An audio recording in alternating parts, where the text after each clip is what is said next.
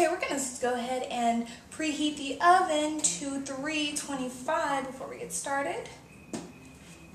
Hello, I'm going to be teaching you today how to make chocolate cake. Not just any chocolate cake, this chocolate cake has something different about it. It's thicker than most cakes, so it's going to be kind of hard to mix, but you'll see that later on. So, of course, my lovely audience members, of course, this is Kayla Angeletta. Hello, Miss Hobart. I'm borrowing her grandma's local kitchen. This is Mackenzie Chorba. And then manning the camera is Mrs. Chorba. See, I bet you recognize that hand. How about me? Okay. I'm Chorba too. You're Chorba too, and this is Cole. This is Cole Robert Chorba. Okay.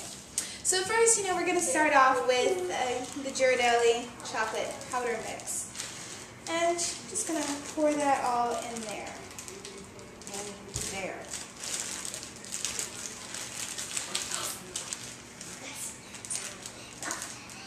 Now, there's a lot of powder in the bag, so you got to make sure you have a good sized mixing bowl. I have a glass one here. Secondly,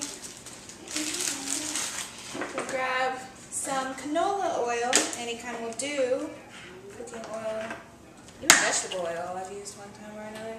And you're going to put 1/3 of it into a glass cup, measuring cup. So.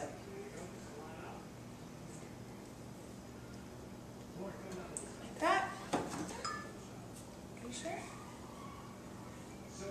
No, that's 1/3. I'm just going to pour that on in here. That is a lot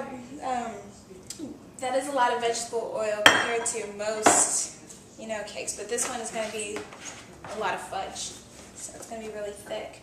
Then we're going to go with 1/4 of a cup of water. Okay. There we go. Pour that all in there.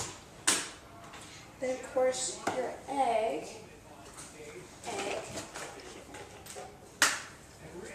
Quick crack. Here. I'm going to grab a whisk, tiny whisk, and you're going to mix accordingly.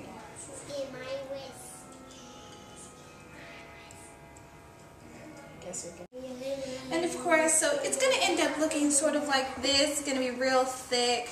It's actually pretty difficult to stir. It's not that difficult though. And it's always, always, always important to spray whatever you're going to put in the oven. Otherwise, you're going to have a mess like we did Thanksgiving. It was just not pretty. So I'm going to have Kayla. Come on. And this is cooking spray. Hello.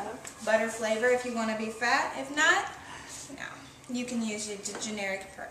So just spray it around? Spray it around. Okay. Make sure you get the edges too, because sometimes the cake batter likes to spray up there.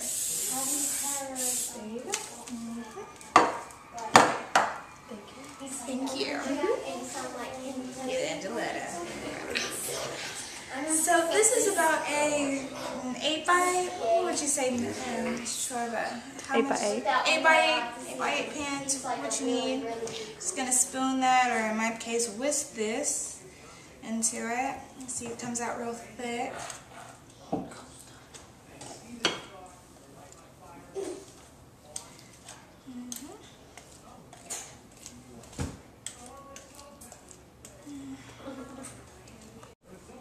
Like that. So your bowl's done.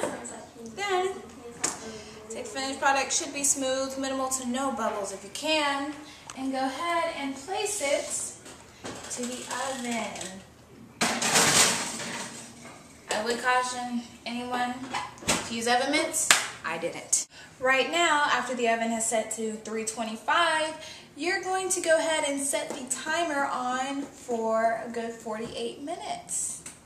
So now, while the cake is in the oven, we're going to make our icing. Now, usually cakes come with an icing, but if you want to pizzazz it, you can, use your favorite candy, which mine happens to now be the Hershey's Cookies and Cream. I'm sure you've heard of it. It's a national favorite. So, you're going to take a saucepan, or if you don't have a saucepan, you're going to take just sometimes a pot.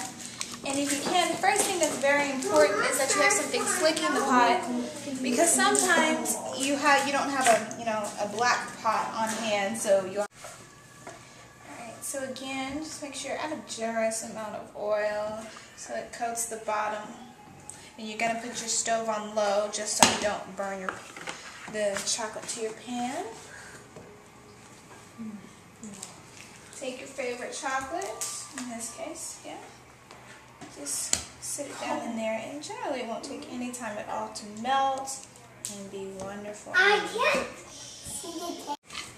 So after a few time and a bit of patience and just constant stirring, you're going to get a mixture that looks kind of like this. And me personally, I like the chocolate chips, so I'm not going to keep melting them until the chocolate chip melts. So, let's go check on the cake. Mackenzie, can you come over here and just stir this in a circular, just make sure none of the chips stick. You want to keep it constantly moving. You could do that. Thank you. Coming to you. Let's see. Now this you do need the oven mitt for. Pull this off a bit. Oh, no, I can still stir it till it still shakes. So it's probably got another 15 to 20 minutes on that. Now it should be time for our cake to come out of the oven. Now the key with brownie cakes, especially thick ones like Ghirardelli, it's important to understand that even though it might look undercooked, that's just the nature of such a thick cake. So, it's going to come and it's going to look something a bit like this. Let's see. So after the icing is all melted, I'm going to go ahead, take a scooper, get some, and put it on your newly cooled cake. Go. You're actually going to need a lot of this. Come on, girls, let's go. Come on. Sorry. Come on.